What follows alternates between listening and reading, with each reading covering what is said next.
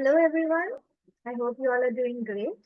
I would like to welcome you all to today's India's event on the role of emotional intelligence in the workplace. On behalf of Agile People Ops, me, Mariana, your host, would like to thank you all for taking out your precious time and joining us today. I would now like to introduce our India Country Ambassador, Rohit Babul. He is a driven, energetic HR professional who has worked in the HR industry for over 7 years. He has successfully executed and supported critical HR initiatives to drive cost efficiencies, enhance employee engagement and effectiveness across operations, and develop and implement innovative policies that enhance efficiency and efficacy across operations. His particular experience includes implementing agile methodologies and delivering continuous business transformation projects. I would now like to call upon Rohit to introduce our speaker and say a few words. Over to you, Rohit. Thank you so much, Mariana. And hello, everyone. Good evening. Uh, we are back again, and this time we have a very exciting topic. The name is emotional intelligence and how it impacts our workplaces. And for that, I would like to call upon our keynote speaker for today, Dharmishta. Let me give some brief information or introduction about Dharmishta. She is a performance coach and EI master coach. Also, she is a practitioner and trainer. She is also NLP practitioner, and she conducted workshops about the on NLP, emotional intelligence, because this topic is the most important for the current workspace. And along with that, she's a certified headphonist practitioner and conduct a session on client communication, soft skills, confidence building, and public speaking, more that. And she worked with the 10 plus years of corporate experience she have in the multiple vertical. So now I would like to call Sarvishta and take the entire task. Thank you. Hi everyone, good evening. I hope all of you are doing well. Right. Hi, Carissa. Good to have you here back again. Hi, Monica. All right. Let me know once you can see my screen. I'm going to share my screen.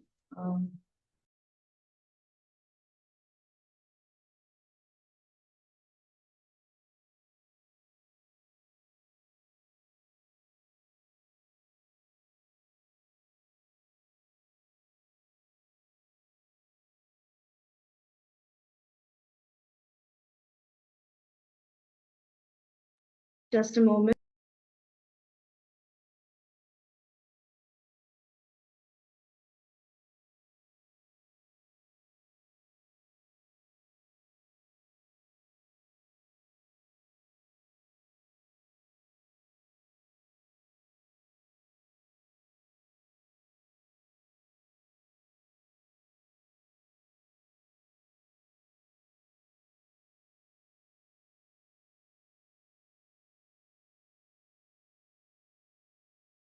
I hope you can see my screen. Please confirm. Yes, Dharmishta. Yeah, thank you. All right. So welcome everyone. Good evening. I see 24 people at the moment. I hope all of you are doing well and seated comfortably. And today we're going to talk about an interesting topic that is really special and close to me, quite precious.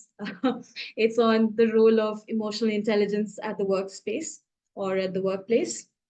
And let me introduce myself. I think Rohit has already given a long introduction about me, but then I know some of you have already attended some of my previous webinars. Some of you are seeing me for the first time. So let me just introduce myself. I'm Dharmishta, and I'm a performance coach. I'm an EI master practitioner, coach, and trainer. And I'm also an NLP practitioner. I have conducted sessions and workshops on NLP, on building confidence, communication skills, and soft skills. And today we are going to talk about a beautiful topic that is really, really relevant in today's world, especially when we deal with so much when it comes to our emotions and the emotional landscape, right? Again, so when we start, I just want to set some intentions or set the tone for today's discussion. And this is what we generally do in most of the webinars. And I think setting the tone is really important. So I want all of you, yes, you can go on camera so that I can see you. I will be able to gauge the temperature of the room as well. So that would be great. All right, so I great to see Narita as well, Frederick, hi, whoever I can see on the panel here, right? Okay, all right. Yes, now setting the intentions for today's webinar, I would urge you or request all of you to show up authentically and more importantly, honestly, the way you can, whoever you are in your core being. Just be honest to yourself. This is what I would request you all to do. And pay attention. Pay attention to the emotions that are coming up in your body, in your face, where exactly you feel these emotions. And I know for a matter of fact, you'll be going through a range of emotions throughout the session. So the idea is just to be aware of it. All right. Yes, of course, do tell the truth. And by that, I don't mean tell the truth to me.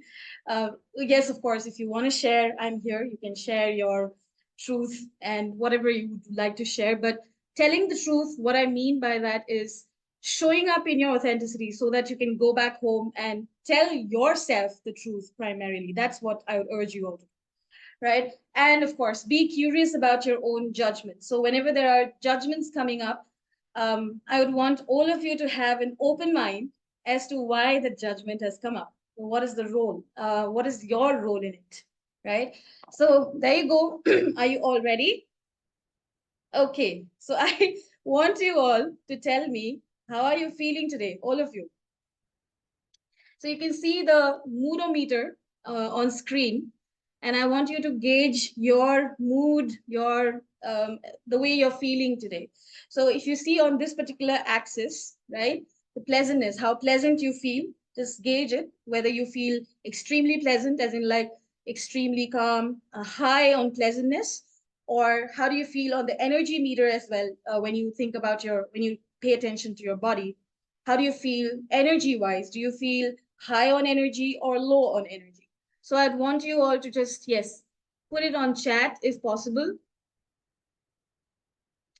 Brave. Okay, Narita says brave.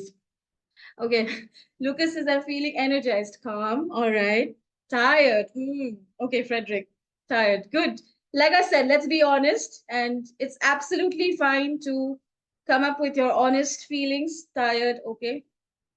All right. How do you pronounce your name? Tasilili. I hope I'm pronouncing it correctly. Let me know if I'm not pronouncing it correctly. Brave. Okay. All right. What else? Okay. Confident, exhausted, calm. All right. What else? Okay. I can almost gauge the temperature of the room. Some of you are calm. Hi, Carissa. Yes. Carissa is calm. Feel mellow. Okay. Thank you. Thank you, for sharing that. Proud. Okay. Calm.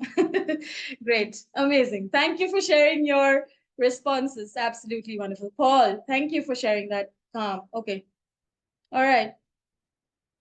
So now the question is, now I want you all to do this. All right. Just take a moment and think of what best describes how you're feeling today. You've already done that, right? Does it come close to what you're feeling? Whatever you have just mentioned, does it really come close to what you're feeling? Just be honest with it. So this is just a moodometer. I want you all to tell me honestly, does it come close to what you're feeling? Like, are you exactly feeling calm, or is there a sense of more of a deep relaxation, or feeling mellow, or feeling like you don't want to be here? Okay, I'm listening to someone who is giving a talk on emotional intelligence, or you're someone who is super excited and want to take over this presentation. So how many of you are honest about it here? Okay. All right, I see that most of you are. All right. Now, yeah.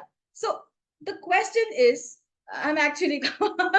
Thank you. Thank you, Dorcas. Yes, I'm actually calm. The question is now, um, how many of you actually had a trouble? Had this moodometer not been here, how many of you would have had a trouble defining your feelings? What do you think? How many of you had a trouble finding the best word for how exactly you feel? How difficult it is? Narita, yeah. Thank you. Thank you, Narita, for being honest. How many of you actually, you can show of hands. I wouldn't have had trouble. Okay, all right. Lucas is being honest. Catherine, all right, great. Yes.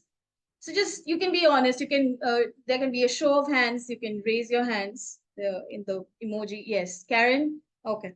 Yeah.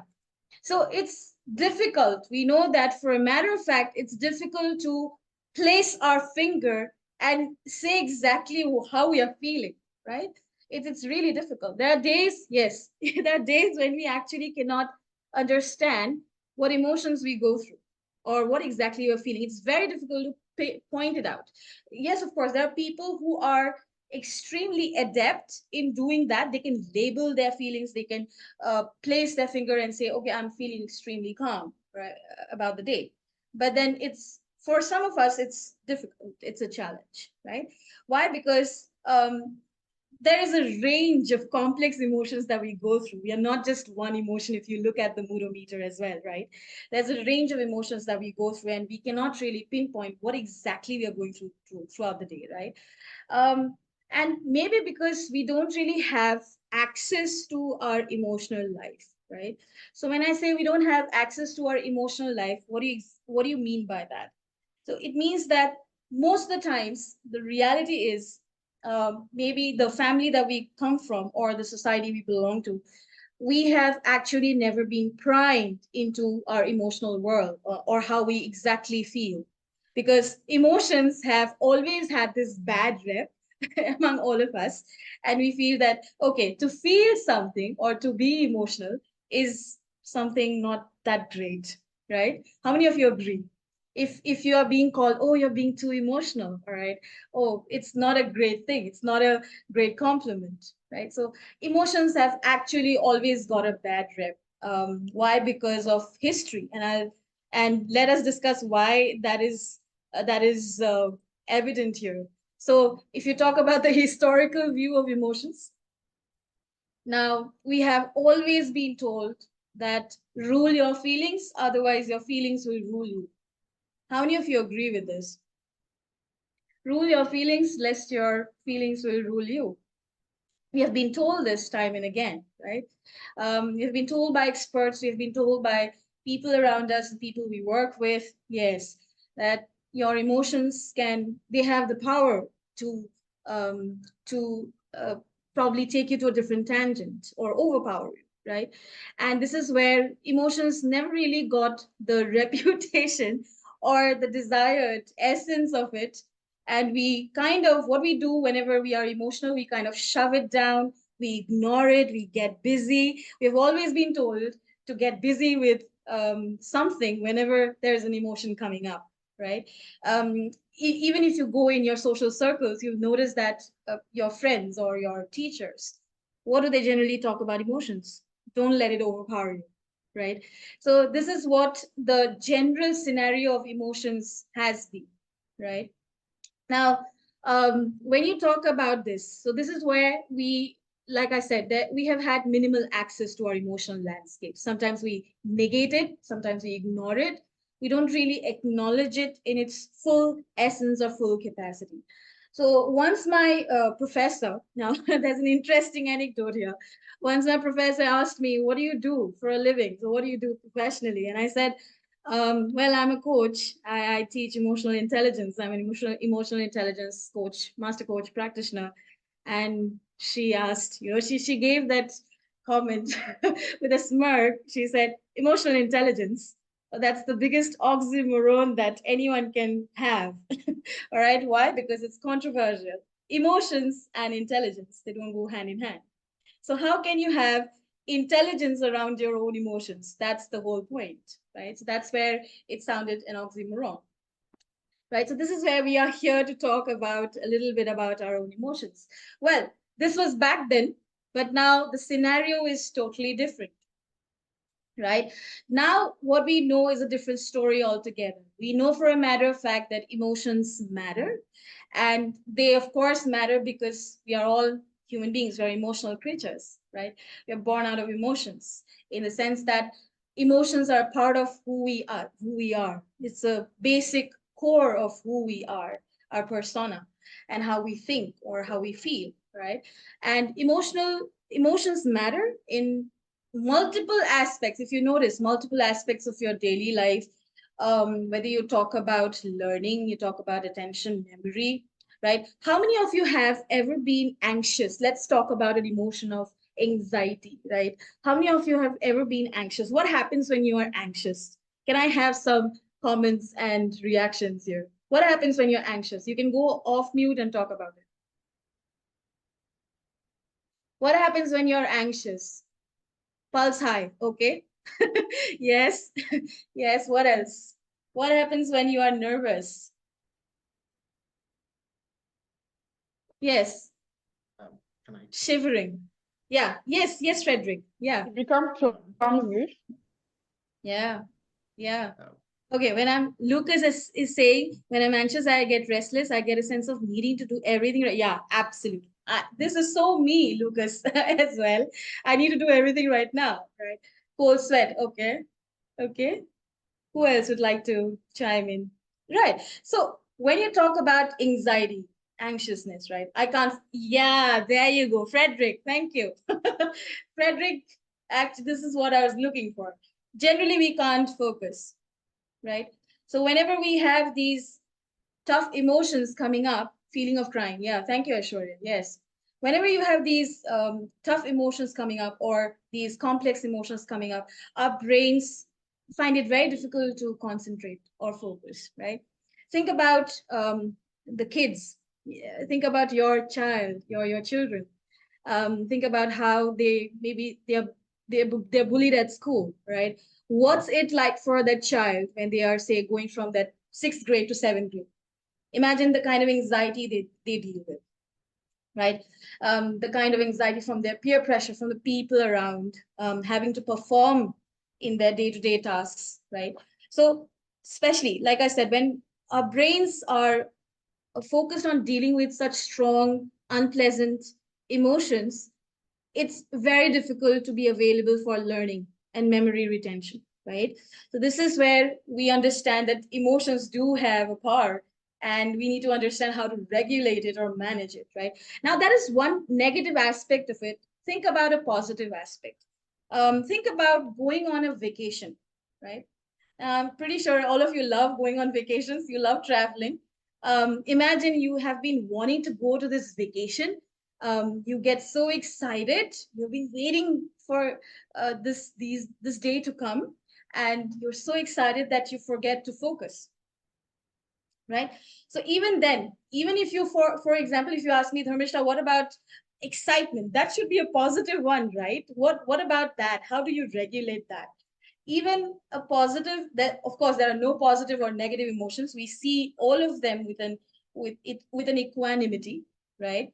But then even in positive situations where you feel an emotion like excitement, it can probably let us go astray. Why? Because we are not managing it at that moment, right?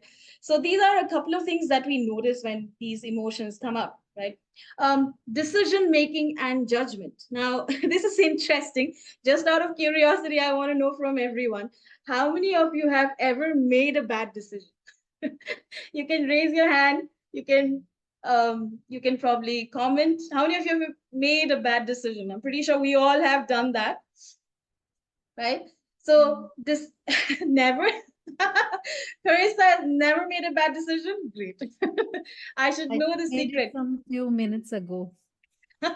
Oh yeah, yes. Hari Priya should talk about it. What is it, Priya? Yeah. Yeah, if I you're mean, willing to share. I was evaluating a sheet of paper where I was supposed to be very, very, neutral and all of that. Mm, But sometimes neutrality also comes with some cost, and I have yeah, to decide, and I am reevaluating the sheet now for yeah. justice. Yeah. Wow, thank you. Thank you for sharing this, Priya. Yeah, I'm coming to that as well. Educators, professors, teachers, what kind of emotions they go through. Now, there was a test or an assessment that was done on teachers. And okay, I hope all of you are ready for this because this particular webinar is going to challenge some of our beliefs about things around us. All right. So they were put through this test, especially the quadrant test that we just took, like how we are feeling, right? And they were given an essay to evaluate. And most of the times, the results were shocking because it was seen that people who were in the quadrant red, or the quadrant where they were not feeling that great, low on pleasantness, they actually rated the essays in a shockingly different way, right? So when they were asked, now when these teachers were asked, so do your emotions actually affect the way you evaluate your papers or evaluate the tests? They said no. How does that affect? Because I don't think I'm going to let it affect my assessment or the way I assess something. But this is where we need to understand that sometimes we are not aware of our own emotions. We are not even aware that our decisions may be coming from certain emotions, right? So even when we are making decisions, those decisions are led by certain emotions. And I'm sure most of you have made emotion-led decisions as well, all right? Yeah, thank you, Carissa. Okay, yeah, I've definitely questioned my own judgment at times, right? Okay, so when you talk about these emotions, now, like I said, most of us are not aware. If I talk about myself as well, until I went through a training, all right, I wasn't really aware of labeling these emotions, whether I was really aware of what am I actually going through, what am I feeling, right? So these are a couple of things that we probably need to be aware of. And in due course of time, of course, you're going to understand this better, right? Now, another question here. We were talking about anxiety, we were talking about decision making and judgment, where exactly these emotions are playing out. How many of you have gotten angry reading an email at work? And I'm sure that I'll have a lot of hands, show of hands. How many of you have really gotten angry, especially reading an email early morning? Yeah, right. Yes, Tisili, Tisilili. I hope I'm pronouncing that name correctly, right? So yeah, that's a normal. Um, yes, Lucas, thank you. Yeah, so that I think that's a normal reaction in the sense that we do get Dorcas. Yes, thank you. That's normal reaction when we often get angry reading an email. Okay. And we don't know how to, at times we don't know how to respond to it. Sometimes we just don't respond, we shut down, right? So there are different ways of reacting to it as well. So I'm pretty sure um, emails do make you angry at times. Now, what made you angry? Now, this is where the whole scenario comes in. Now, what made you angry are actually some pixels on a screen. Okay, they are some photons emitting from a light source, hitting your retina, being interpreted by, say, your middle prefrontal cortex. I know these jargons would sound a little complicated, but I'm going to take you through all of them. So they are being interpreted by your middle prefrontal cortex and your limbic area. So your limbic area is mostly the emotional part of your brain, and particularly your amygdala. I think I have my teacher here today. His name is Manav. He especially loves that word amygdala, all right? Especially your amygdala, like I said, which causes an appraisal of emotion based on the perception, usually your perception of information based on your history or your own life experience. Now, what forms this perception is basically your history or your own life experience, right?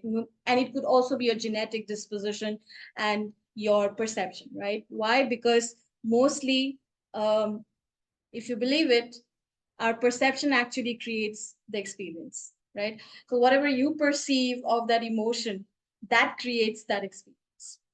Now, for example, if you had to put that email through, if you had to show that email to another person who, say, does not speak the same language, or maybe has had a different life experience altogether, and you just say, look at this thing. All right, do you think that this person will have the same kind of emotional reaction? How many of you believe they'll have the same kind of emotional reaction or a different one? A person who does not speak the same language, has had a different life experience, history. Different, I think. Different. Different. Why do you think it would be different? Um, I don't know. Maybe what they have gone through, their life experiences, perhaps. I don't know. I'm just making a guess. And because they won't react to it as emotionally as you do. You are at the receiver's end. They don't have to react much. They don't have much to do about that. Absolutely. Yeah. I am directly concerned with the mail, and I'm reading it, and I have to find a solution to it and all of that. Yeah. So reaction, I think it'll be different. Yeah. Yeah. Thank you, Priya. Thank you, Lucas. Yes, we can't really be sure of that because we may have a different reaction. Yes, some of you have already mentioned it. No, they won't have the same. Trevor, right? Hi. Yes, may or may not. Yeah. Okay. Yes, absolutely. We may not have the same reaction. Why? Because our life experiences differ, and even the language, for example, right? The way we perceive the world differs. That's the reason why our perception creates our own experiences, and emotions are it's the raw data to our perception, the raw data to a perceptual world, right? So if you notice, for example, if there's a lion coming up in the room, if there's suddenly a lion appears, and I'm pretty sure everyone will be scared. Everyone will go into that flight or fight mode unless you are a lion tamer. Your reaction to it would be completely different. Why? Because you come from a different perception, different perceptual world, and different life experiences, right? So this is how we understand that our perceptions are always impacting how we are making these choices, and choices of who is in front of us, how we are reacting, what is our emotional reaction to everything around us, right? So we've been talking a lot about emotions. Now, I would like to know from all of you, you can probably chime in, you can comment in the chat box, what exactly are emotions according to you? Now, this is a textbook dictionary. You'll find it in the dictionary. But I would like to know from all of you, what are emotions according to you? Giving it some time here.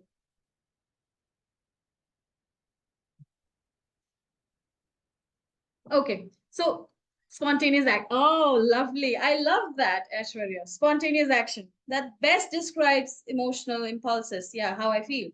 Right. So it's mostly a mental state that arises spontaneously rather than through conscious effort. Right. It's not conscious. It is not driven by your cognitive mind. It's mostly something which is driven by, it's called limbic system. All right. So the limbic system drives these emotions, and it is quick.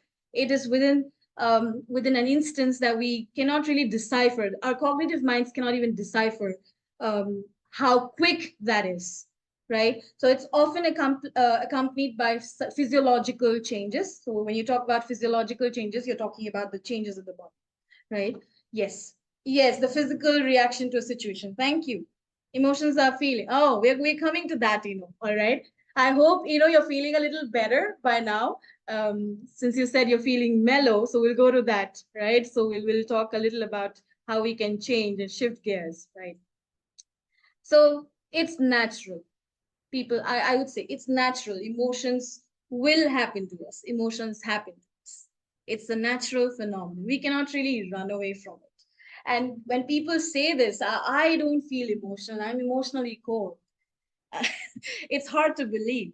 Why? Because emotions are a part of us, right? It's a basic part of us, and they will happen to us. It happens to us naturally. Why? Because of an evolutionary function of the human experience, mostly, right? And it's through this evolutionary function we have developed the skill. We call it a skill. That's the reason why we call it a skill, because it can be developed over a period of time as well. Emotional intelligence, yes, it's a skill that can be developed over a period of time, right? So if you look at the entire limbic system as well, right? So for example, I've been talking about the limbic system or the prefrontal cortex. Now, heavy duty terms. Think about this fable. I'm pretty sure you have heard of this story of the tortoise and the hare, right? So who was fast? Who was slow? Who can tell me quickly? Who was fast and who was slow? The tortoise and the hare. This shouldn't take time. Quick. Yeah. The hare, The hare was fast. fast. Yeah. And the tortoise, of course, was slow as usual. Yes, tortoise was slow, right?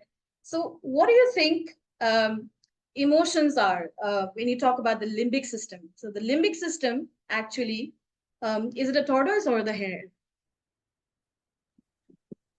Who can tell me? The limbic system, which is the emotional part of the brain, is it the tortoise or the hare?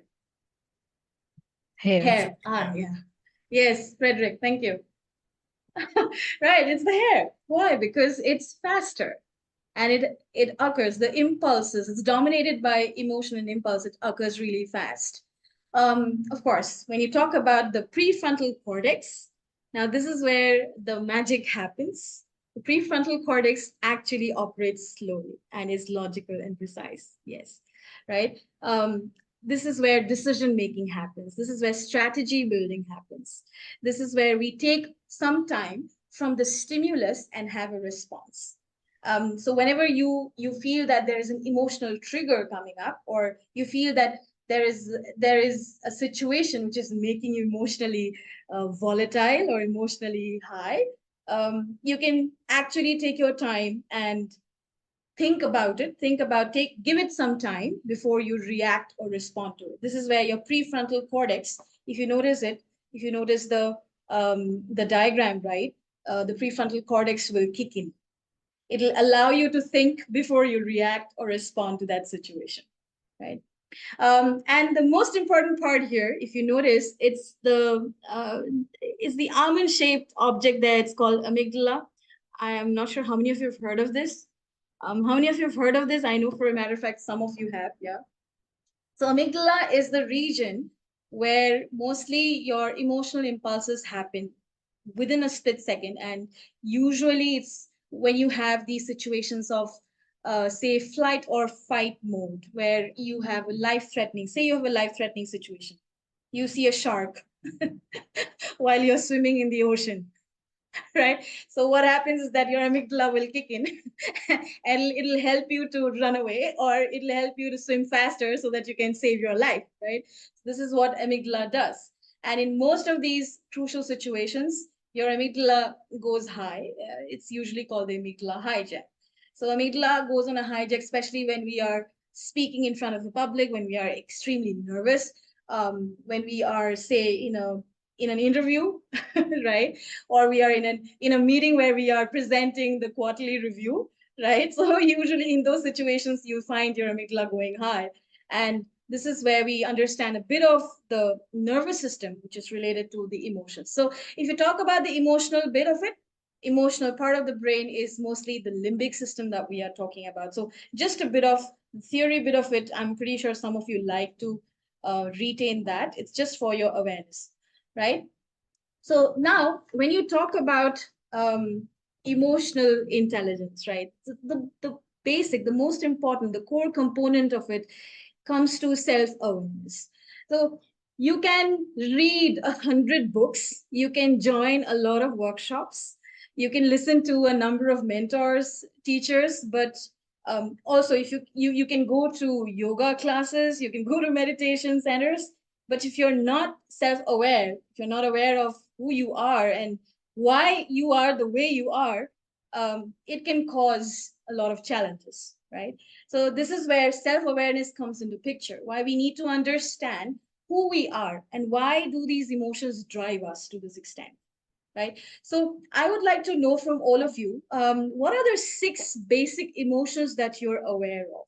You don't need to name all of them. You don't need to name all 6 of them. If you can name only 4 or 3, that's completely fine. What do you think?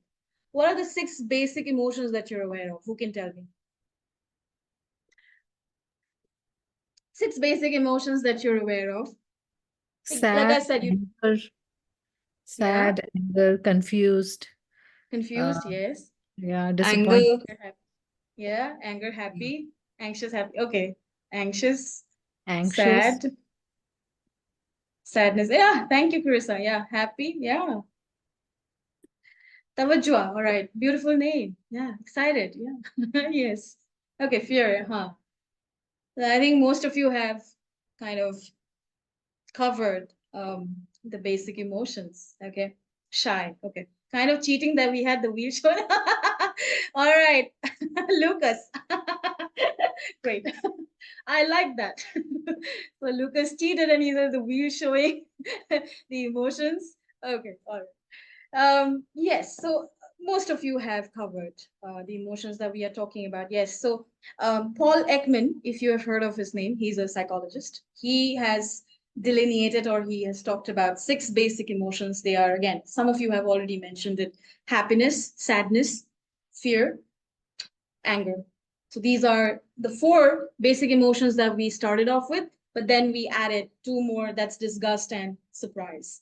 And yes, of course, when you go to the emotional wheel, you'll find a range of other emotions as well, right? Now, I would like to understand from all of you, what makes you happy? Yeah, just some scenarios. What makes you happy? Just some scenarios that you can talk about. What really makes you happy? What actually brings up the emotion of happiness? When you achieve Yes. something in your life. Yeah, yeah, beautiful. Well, that's a beautiful feeling. Thank you, Narita. Yes. Okay. Who else? Maybe, yeah, I think some of us, good lunch. All right, appreciation about job, online shopping. Karen, okay, thank you. Yes. Oh, yeah, online shopping also makes me happy, by the way. Receiving a gift, congratulatory message. Okay. Money, yes. Good amount of All bank right. balance. Good. Awesome. Yes, good amount of bank balance. Yeah, money. Who doesn't feel happy about money, getting money, right? Yeah, my girlfriend smiled. Oh, thank you, Lucas. Thank you, Lucas. All right, money. What else? Traveling. See, the range of things that we have to feel happy, right? Again, when you think of the emotional wheel, right? There could be spectrum of emotions that you feel when you're happy. It's not just happiness. You feel exhilarated, you feel excited along with being happy. So there's another spectrum to it. It's not just about being happy. So labeling that emotion again is another job that we know of. All right. What makes you fearful? What makes you fearful? Health Let's talk issues. health issues. Health issues, yeah. Hmm. Very scary. Scary. Yeah. Yeah. Yeah. True. I've been Failure. through a phase of POTS, actually, postural tachycardia syndrome. So Mhm. post-COVID, so that was very scary. I'm recovering slow Okay. though. Okay. Well, thank you for sharing that, Priya. Yes. Yes. Going out at night. My neighbor is a bit okay. Lost failure. Okay. Most of you have said failure. Okay, I understand. Yeah, so during these times you notice, yeah, failure again. Okay. If targeted job not completed on time, yeah, the assigned tasks you're talking about. Okay, so if you notice, we talked a little about amygdala and the hijack that happens, like usually the flight and fight mode that we go into. Usually that's what happens when we are in that fearful zone, right? And like I said, we usually go in this spectrum. It's not about being fearful. So for example, say you wanted to get a job done. You are at your workspace or at your workplace and you are managing a team and they have not really delivered a particular task on time. It brings up an emotion of anger, right? So even if there's an emotion of anger coming up, you are necessarily, you might be feeling angry, but you're not necessarily acting on it. So a lot of people might say, okay, I never get angry. Right? So a lot, when I ask them, do you get angry? And they say, no, I never get angry. So what they confuse about this emotion is that you need to take an action on it. There's a difference. So you can feel angry, but not really take action on that particular emotion. So most of the times when you ask people, do you get angry? Their usual response would be, oh, I don't really get angry. We of course do get angry when we see injustice happening in the world, or when we don't get things according to our expectations, an emotion of anger is justified. It can definitely come up. But whether you're acting on it or not, that's absolutely up to you. Or like I said, we were talking about perception, how you perceive the world. Do you want to act on it or not? That's the choice that we make, right? So an anger of emotion is absolutely natural and obvious. It's absolutely important as well. If you're not angry, that means everything is fine. Never tell me that you never get angry with anything in the world. Of course, there are so many things in the world that can make you angry, right? So this is where we understand that being aware of these basic emotions is absolutely important. Why? Because they are actually giving some important information to where exactly we are going or what exactly we need to do next, right? So I'm going to share a bit about how we can manage these emotions. We have been talking about basic emotions. Now, when you want to manage these emotions, what do you exactly do in these situations, right?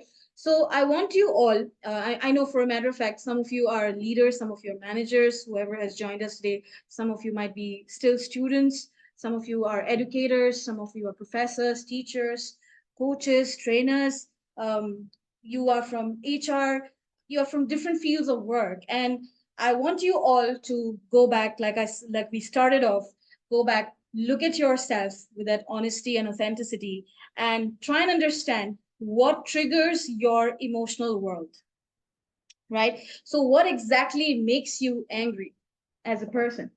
This is what you need to understand. This is the first step that we all need to understand. What exactly makes us angry? And what makes you angry may be different from what makes me angry, right? So again, it boils down to a perception. What is my role in it, right? What triggers these basic emotions like anger, fear, joy, and sadness? And my question to you now, and maybe like it doesn't really matter if you are a leader or not, if you're a manager or not, you can just answer this question like, what makes you angry as a leader, or what makes you angry as a person at the workspace? As a professional, what makes you really angry? Yes, you can go off mute and talk about it. When we are overloaded with work When you're or overloaded with doing work, yes. or doing some work which is not assigned to us, but we are being forced by our seniors or by colleagues that Yeah, we need to perform yeah, them.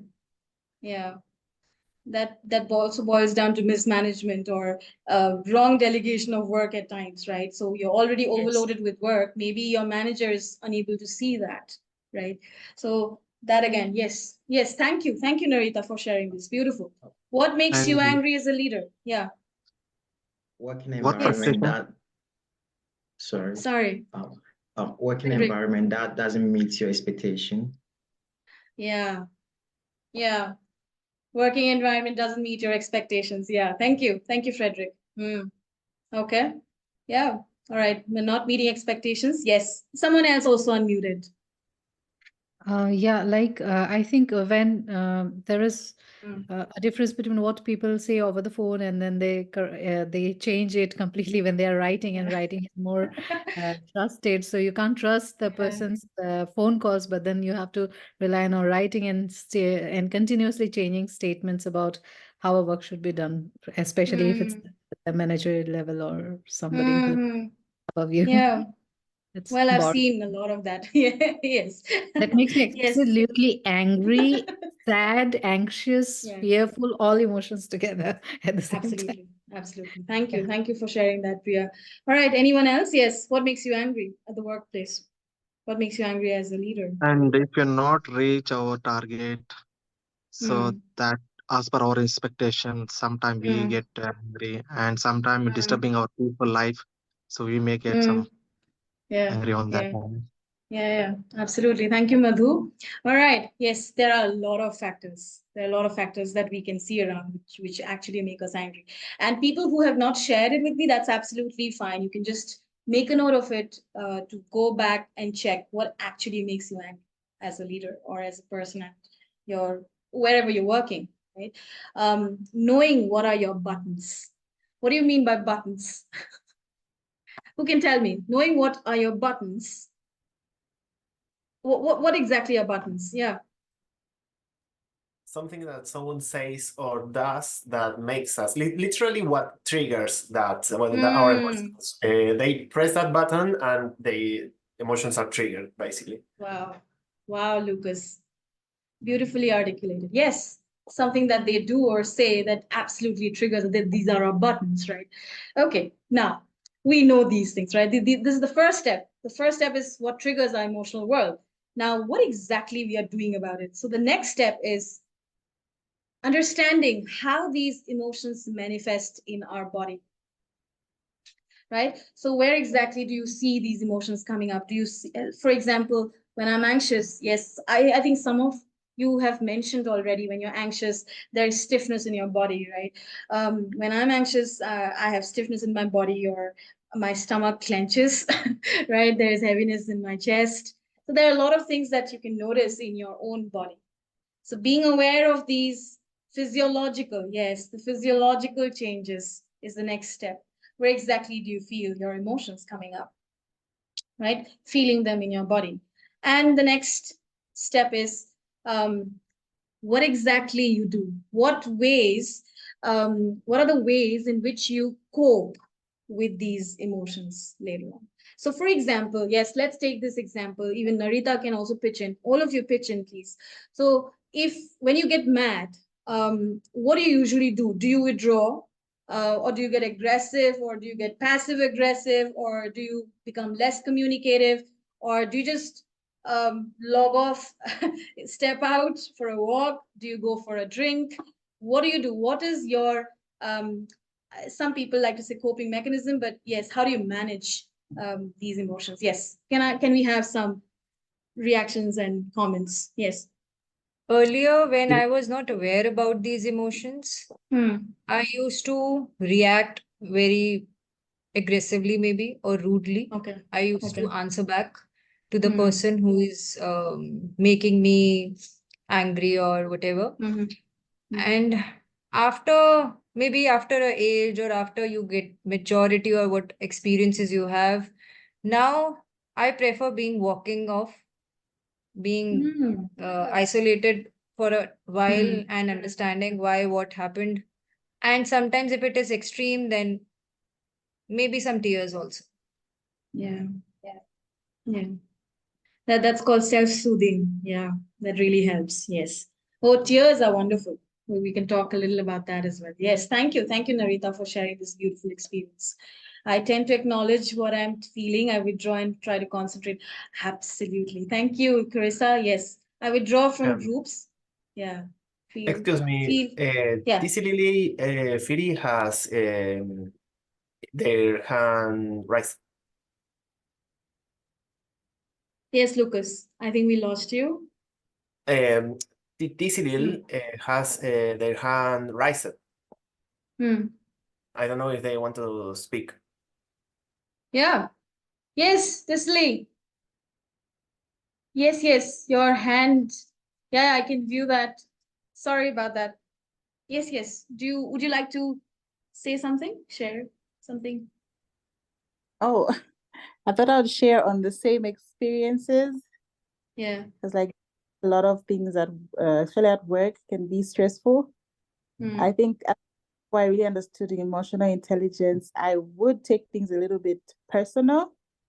Okay. But after experience, I realized that at work, it's important not to take things personal because having that aspect of emotional intelligence helps you to realize that sometimes people just want to get a reaction. So they situation or make it try to frustrate you, but it's not anything personal. It's just looking for a reaction. Wow. So Wow, Tisley, thank you for sharing that. Uh, I used to do that as well. I used to take a lot of things personally. And then I got to understand, yes, like you said, uh, whatever people do, external situations and circumstances, they are not in our control. Nothing is personal, right? Usually they come from their own state of maybe unhealed emotions as well, sometimes. So we cannot really take things personally in that situation. Yes. Thank you for sharing this. Yeah, firstly, I express myself in a monotone. Thank you, Frederick. And afterwards, I listen to my friend. Oh, that's lovely. Right. So, yes, I'm sure some of you, absolutely. Thank you for sharing all these effective strategies that you all do. Yes, there are a lot of other strategies as well, which we teach in that emotional intelligence workshop. Again, it's a 2-day workshop where we teach these beautiful tools, handy tools on how we can regulate ourselves or manage ourselves whenever these tough emotions come up, right? But all of you have beautifully summed up and you have mentioned some of your beautiful strategies. And yes, abdominal breathing helps a lot. I think Carissa has mentioned that.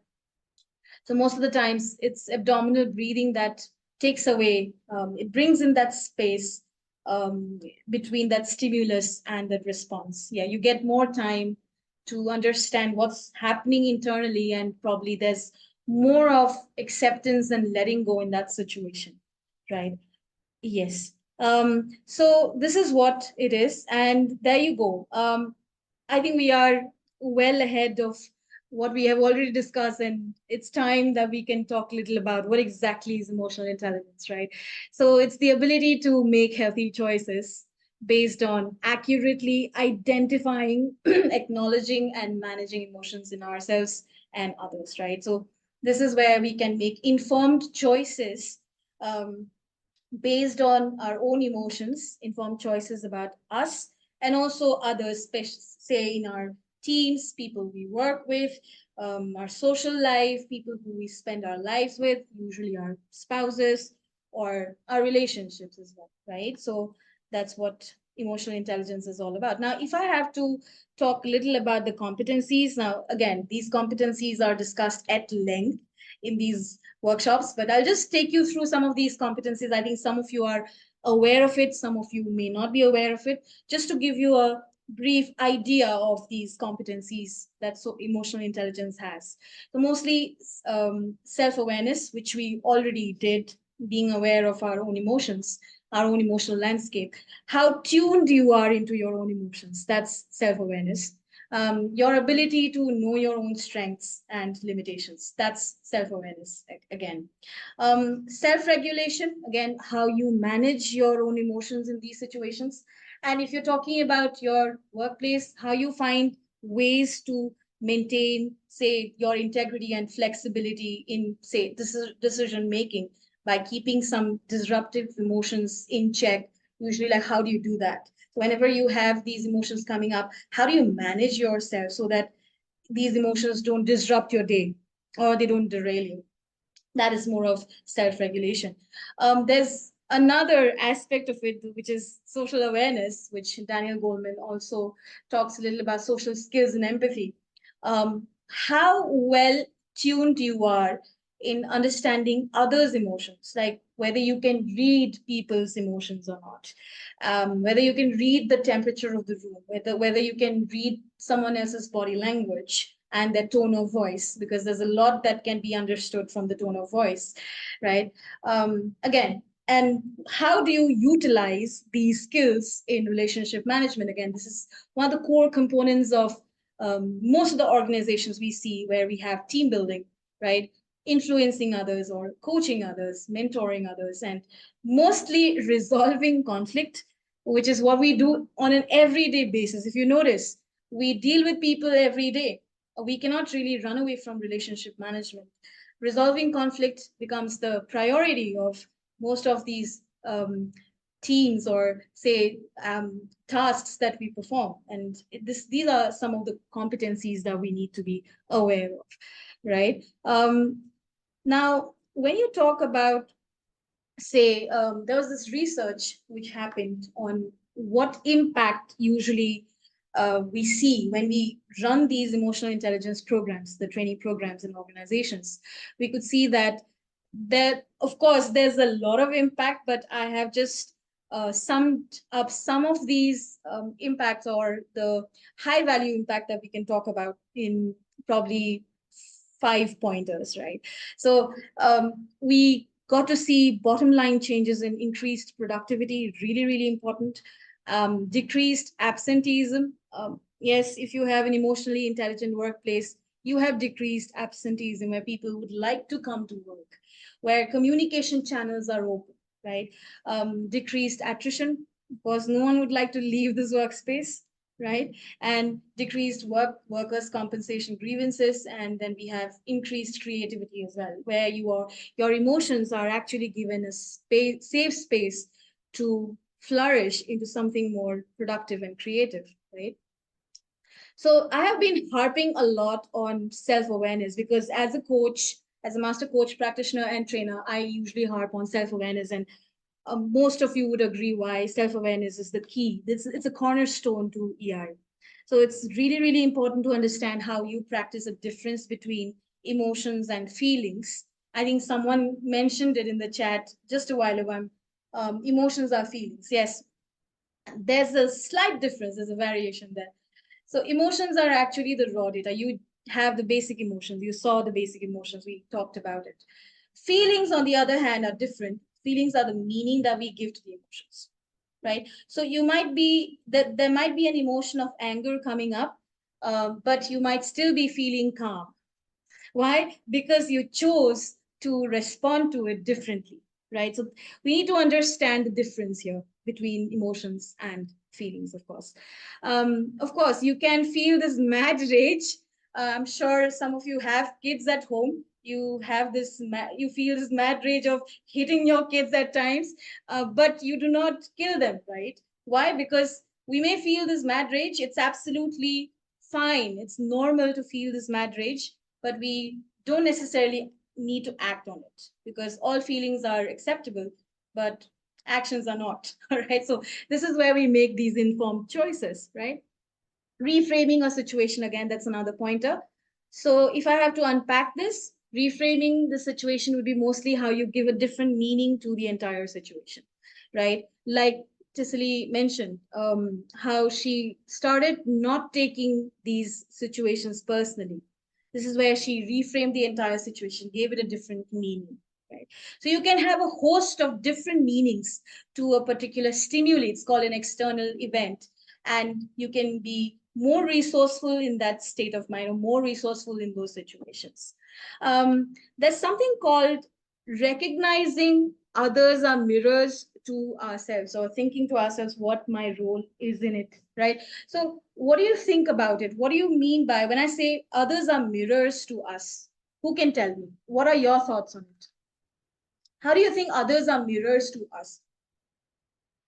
Now, this is an interesting one that I would like to take up. Why do you think others are mirrors? And usually we need to understand that they mirror us mostly. They're observers, okay? Okay.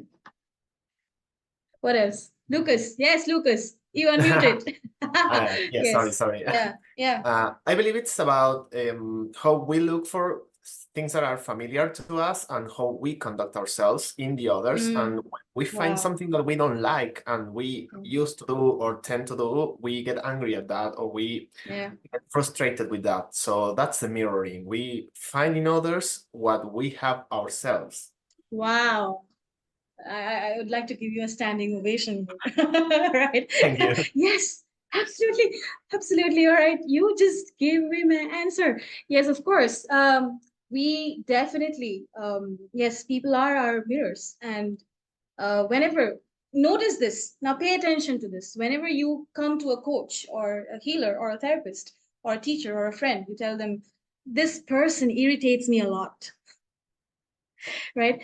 The idea is to understand what is it about you that irritates, that finds this person irritating, right? It's mostly about us. So the idea is, what's my role in it? Why am I getting irritated? Why am I getting angry? Why am I getting jealous? What is it about me that I'm getting jealous about this, right? So these are ways where we can understand others better. And this actually helps in relationship building or building the core of certain relationships. Interpersonal neurobiology. Now, I'm sure some of you have heard of it or some of you may not. Just to unpack it, mostly if you notice this, I think Haripriya also mentioned it just a while ago. you notice whether a person is being authentic or not just by their tone of voice and the body language. How many of you do that? There's a stark difference. For example, they're saying something, but they mean something else. Why? Because their body language is showing an incongruence or inconsistency. Do you agree with that? So why? Because there is something called mirror neurons, which help us do that. We can tap into these social cues, these social nonverbal cues in others that help us understand them better. So you can imagine or you can notice these differences. So for example, they're saying something and there's a huge difference in the way they are, say, their body language is functioning, right? So that is where the neurobiology of authenticity, right? We were talking about interpersonal neurobiology of authenticity, right? So that's IPNB, and the founder of this, I would say, the concept is Danny Siegel, if I remember, right? And lastly, developing a personal mission statement. So you can develop a personal mission statement as a leader and even as a person. Okay, so if I have to talk about my personal mission, well, I'm on a mission to help others heal from their emotional turmoil, from the emotional upheaval that they experience on a day-to-day basis, right? So just giving an example. So you can develop your own personal mission statement. Now, why do we do that? It's a set of guiding principles that we live by. Why? Because as a leader, we have our own vision. We have, say, our mission. And what drives you to do that is something that gives value, especially from the mission statement that you have. And when you can actually lay it out, you can probably see it for yourself and you can live by that particular mission statement, right? So usually it's very important. Why? Because the more clear you are about your vision, you can be more authentic about your delivery, right? So you sound more authentic and your message is more naturally connected. People feel more naturally connected to your message and what you exactly want out of them, right? So your mission statement should be extremely important, and I want you all to write down your mission statement today if you can, because tomorrow you won't get a chance. It's weekend. Some of you might want to go for a party, right? So I want you all to write down your mission statement right here. What are you on a mission at, especially as a leader or at a workplace? You can talk about your emotional landscape as well. You can think about how you want to overcome certain, or you can talk about how you can manage these emotions in certain situations, keeping these in mind, some value statements or guidelines that you would like to talk about, right? So there you go. This is one of them. Now, I would want you all to take a look at this scenario and tell me what are your thoughts on it. Just one scenario and tell me what are your thoughts on it. What's exactly going on in the situation?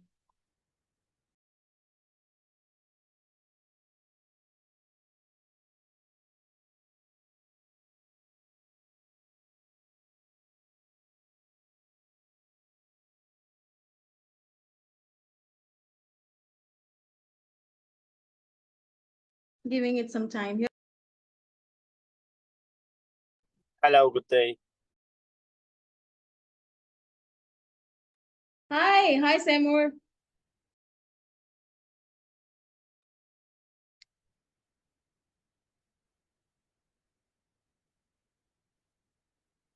Wow, thank you, Lucas. Lucas is on a roll. All right, Lucas is, I love that. To make the workplace a better place for everyone. Wow. Here's where we start off from. Okay, what are your thoughts on it? Yes, anyone can share. What do you think is happening here? What does this person need? What do you think both of them need? What would be your intervention now that you know a bit of emotional intelligence? What do you think is missing here?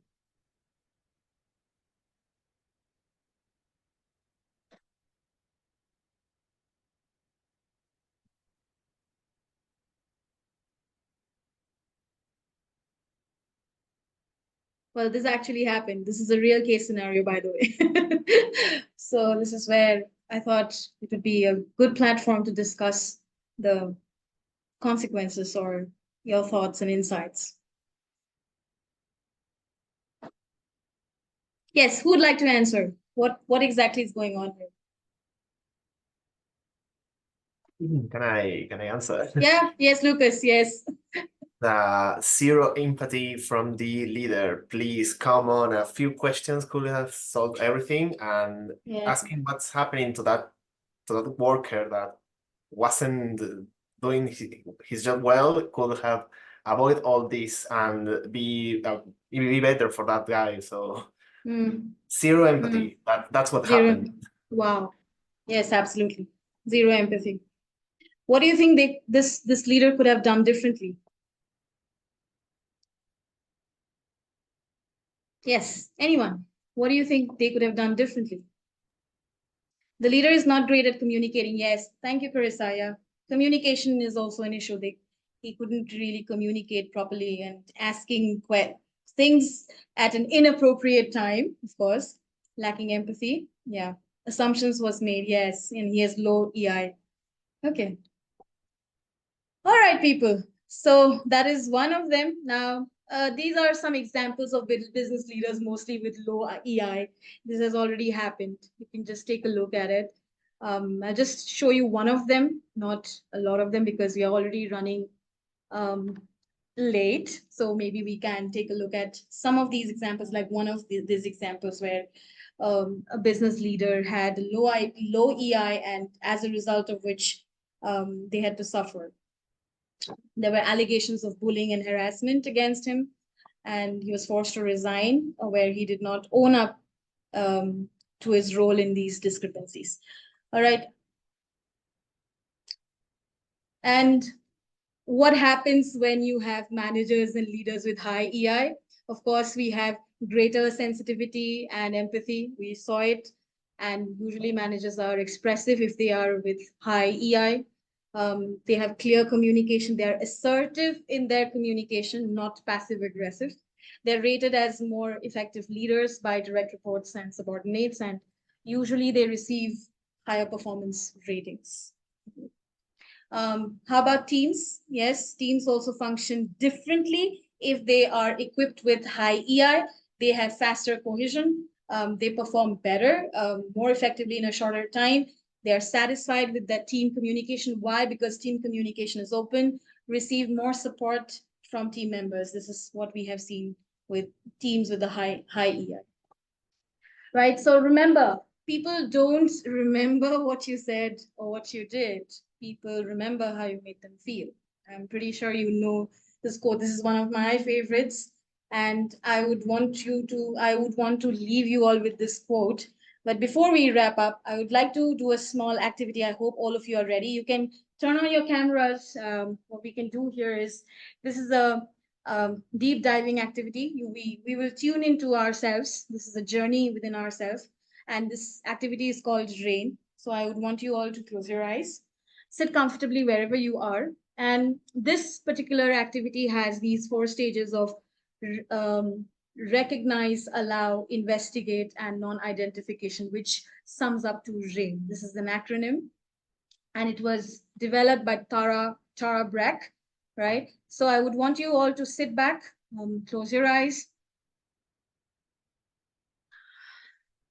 take a deep breath, find a posture that lets you sit at ease and also awake. Taking a deep breath. Now, as you're listening to my voice, you're letting your body go into a deep relaxation. Relax. Notice any tension you're holding onto in your body. As you're breathing deeply and gently, you're letting go of any stiffness in your body. Scanning and sensing what might need a healing attention. Perhaps where you have turned against yourself. Somewhere where you have been judging and blaming yourself. Somewhere where you have been having a hard time. Wherever you are, just be aware of the situation.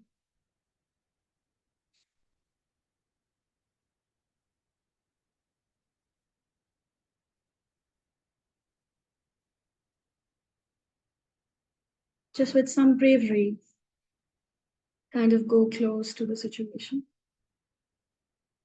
and sense what's disturbing. What ways you have been feeling, you've been failing, or something's gonna go wrong. Now with the R of rain, let mindfulness recognize whatever emotions are coming up for you now. It might be fear, anxiety, irritation, frustration, sadness. And with the mental whisper, just name whatever you are most aware of. Just a mental whisper. Just name whatever you are being aware of.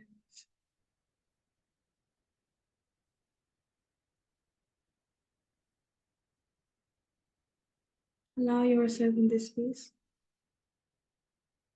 And with the A, just allow it to be here. Just pause. And let it belong to a wave of emotion. It's okay, just let it be here. Not adding any judgment, not trying to fix it or ignore it. Just letting it be.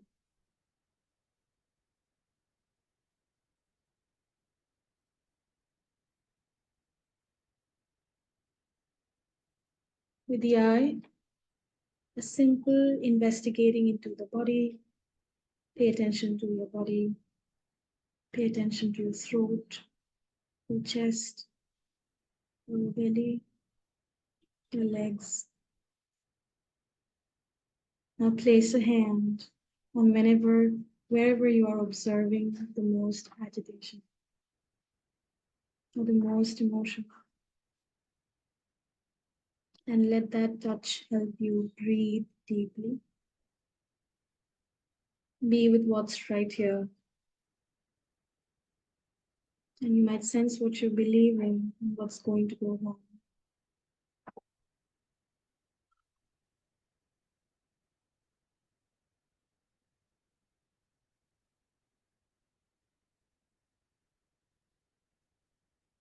Deepen your attention to where that belief lives in your body. It takes courage to directly contact that, sense it as a vulnerable place inside you that you're willing to pay attention to. The feeling of failure, the feeling of fear, isolation, sadness, anger. You might sense the most vulnerable part of this experience. Now bring your awareness to that space where that vulnerability is the strongest. And ask, what does this place need?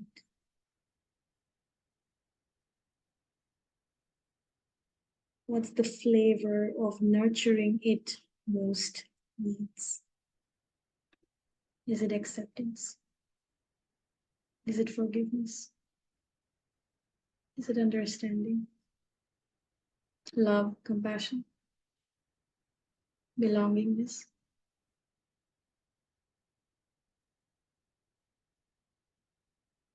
What does it need?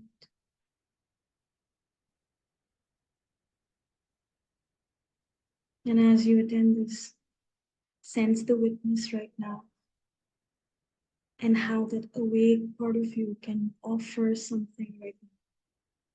Some kindness, some compassion to this place of vulnerability.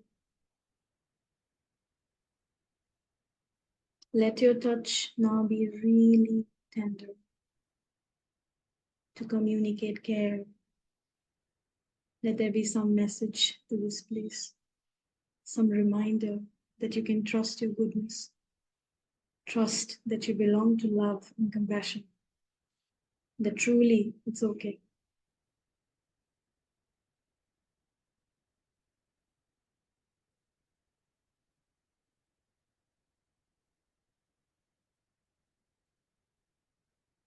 To sense that love, light, warmth is coming into you from your own awake heart.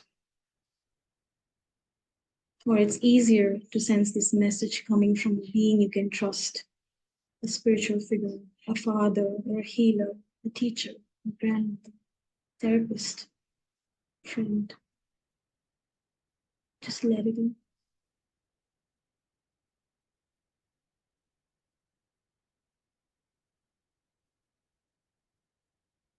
Taking some moment to sense the light here, to notice the shift, whether it's small or large, from the sense of self when you started. Is it still the same, the failing self or the anxious self? To some more degree of presence and compassion to the heart space. Know that this loving presence is more the truth of who you are than any story of self. And let that knowing deepen your trust in your basic goodness.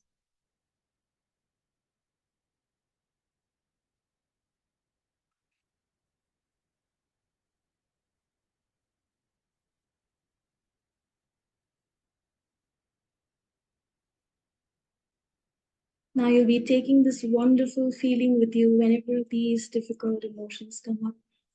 You'll be coming from a place of compassion and love for yourself.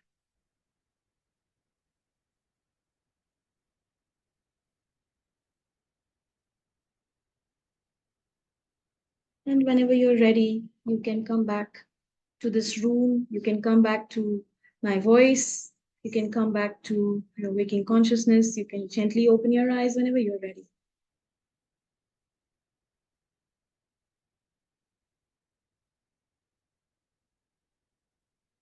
Is everyone here? Okay. Everyone come back. All right.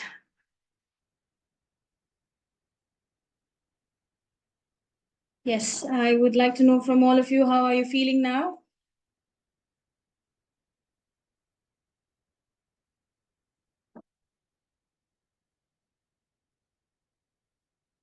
Thank you, Lucas. Thank you, Aishwarya. Yeah. Better. Thank you, Frederick. Thank you, Imad. Lighter. Okay. Thank you, Carissa. Yes. Relax. Thank you. All right. Thank you, Dave. Okay. Good to hear your responses, lighter. Thank you. I feel better. You know, I wanted to hear from you. Yes. Yes, I feel better. Okay. I feel glad that you feel better. Okay. Who else? Yes, you can share how you're feeling. So this is one of the techniques that Tara Brach uses for the self-compassion journey. So whenever these complex emotions come up, we can turn into ourselves. We recognize and allow this, not fight, not try to change or fix anything, and just investigate how we're feeling and then come from a place of self-compassion. Now, I would like to wind up today's discussion on this note. There is between stimulus and response, there is a space. And in that space is our power to choose our response. And in our response lies our growth and our freedom. Again, it was mentioned by Viktor E. Franklin. If you know, he has written a book, right? Okay, all right. Thank you, people. Thank you so much for waiting, for being such patient and lovely audience. I think more so because there was a disruption and all of you joined back. Thank you so much for being here, and I hope this session helped you. Yes, the floor is open for discussion, feedback, questions. If you'd like to share anything, any emotions coming up at this moment, yes, please go ahead. Thank you. Thank you, Mariana. Thank you, Rohit. Yes, the floor is back to you again. Thank you, Karan. Thank you, Tisali. Thank you so much. Thank you, Carissa. Yeah.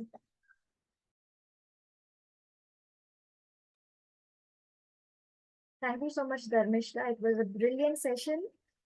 And thank you for guiding us through emotional intelligence in the workplace. And I'm sure everybody had a lot of valuable lessons to take away. Thank you so much. Thank you, everyone. Okay. So while we wait for questions in the chat box, we will move ahead with a few announcements. Firstly, a feedback form will be shared in the chat box. Would request you all to share your feedback. What do we have next? We have our upcoming team coaching communities of practices session scheduled on June 26th. Join team coaches Himani and Naveen to learn how teams with high EQ members see better collaboration and outcomes due to improved understanding, reduced conflicts, and stronger relationships. This leads to higher productivity and employee retention. To register for this event, kindly scan the QR code below or join using the link shared in the chat box. You all can join our LinkedIn groups to get further updates on upcoming events. To join our APO Global Community Group and India Community Group, kindly scan the QR code below or join using the link shared in the chat box. Additionally, we have a community platform to collaborate and engage with other passionate individuals. You all can join using the link shared in the chat box. Thank you all once again for joining us today, and we appreciate your time and participation. And we hope you found today's session very informative and engaging. This recording will be shared to all who attended the session, and it will be uploaded on YouTube. Have a wonderful day ahead. Will it be necessarily uploaded on the YouTube? I mean, is it possible to blur the faces just for privacy? Is it okay? I mean, I didn't know that this is going to be uploaded or something. Well, I don't know if blurring can happen, but I will check with the team. Yeah, sure. That will be I'll check really with the team. nice. Yeah. Okay. Had we known it, I mean, it would have been nice for me. Yeah. Okay. Yes, sure. Much We for will take care joining. of these things. So we will take a call with our team and we try to blur the faces. Okay. Yeah. Yeah, sure. Thanks.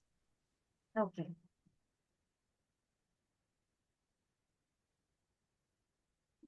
Do we have any questions for Dharmishta? Yes, I'm still here. Thank you so much. Not question, actually. It was so lucid. The explanations were so good that I don't think there's much room left for too much questioning or doubts. But thank you so much for these this wonderful session on how we can balance things. I mean, how we can recognize our emotions and things like that. It was good. The last activity was also very peaceful, very nice. Thank you you. so much, Priya, for joining. It's an honor. Thank you.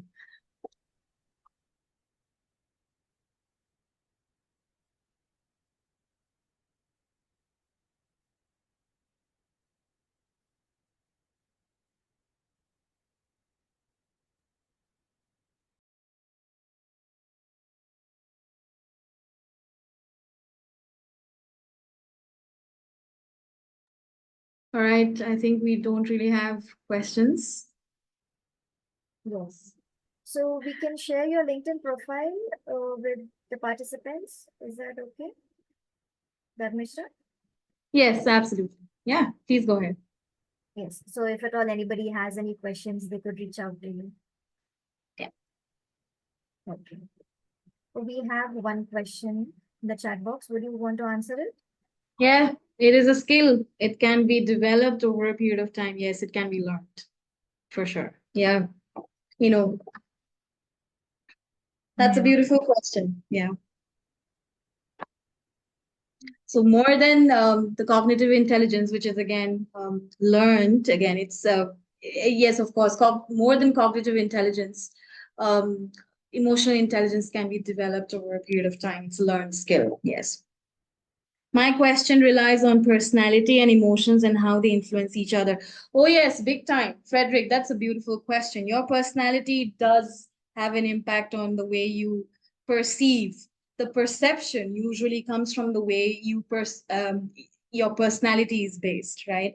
And when you talk about personality, what exactly comes to your mind? You are a combination of beliefs, right? Values, your past conditioning, your life experiences, probably the conditioning that you've received, and how you show up to the world, right? So again, yes, it definitely depends on how you are as a person. So again, if you feel that in certain situations you are not able to, say, regulate your emotions, it might be a good idea to dive into how you see things or how we see things, or what is the belief around that particular emotion, right? So it is deeply associated to your persona or the core of who you are. Thank you, Frederick, for this beautiful, very intelligent question there. Okay, what else? Can emotional intelligence be learned? Okay, if you practice check. Yes, yes. Yeah. All right. Any other questions, people? I think you've asked some beautiful questions here. Can we also overcome our fears by use of emotional intelligence, if at all we can? Is it possible? Well, if you talk about the flight and fight mode, it is quite impulsive, right? So when you talk about fear, what exactly is fear? It is the flight or fight mode where the amygdala is getting hijacked. That is fear, right?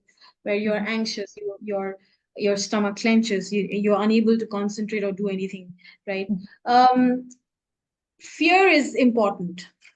If you notice, in certain situations, fear actually is your raw data, right? It gives you that information where exactly you need to act. For example, if you don't have fear, if you don't have the emotion of fear, if you see a tiger, you will not be able to run, right? So that emotion is important. But when you notice that there is an emotion of fear coming up in, say, situations where you can normally manage, yes, it can be overcome. Again, like I said, a gap between the stimulus and response, where you give yourself some time to understand where is this fear coming up, right?